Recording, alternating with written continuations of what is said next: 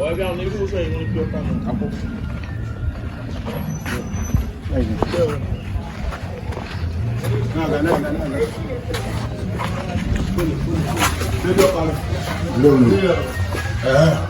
can't help you. I've been out of far. I can hear you. Come.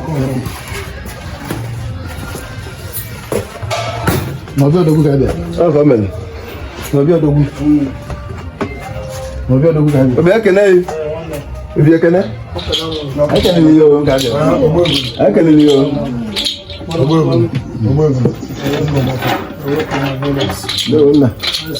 I can hear you.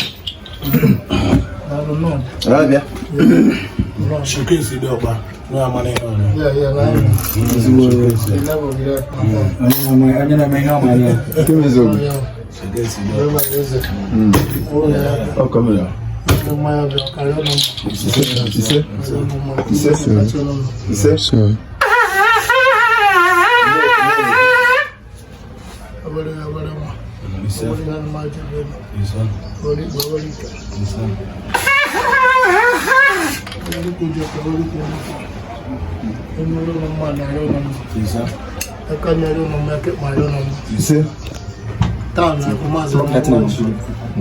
Unplug it.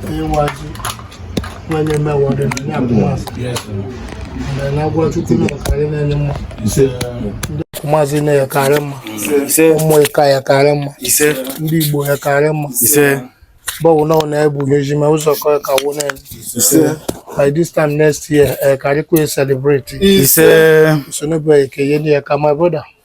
You say, see, you got the lame. He said, if opportunity, I can come, he said, you come, Mabuno. Uno gane jeje na bataba. If I want to think, I form me former club.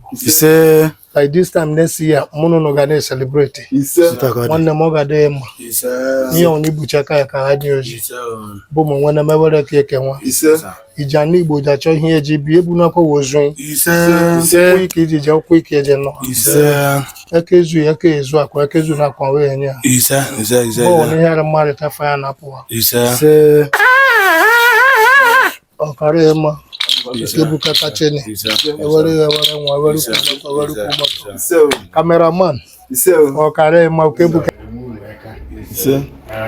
owner who cost strange bullets I am makono no market jaru so remember to very soon be happy to come the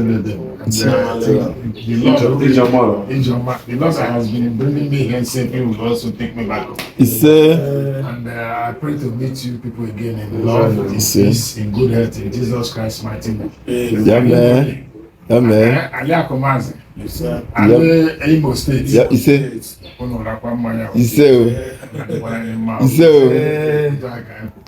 in Jesus Christ. He said, yeah, man. Yeah, man.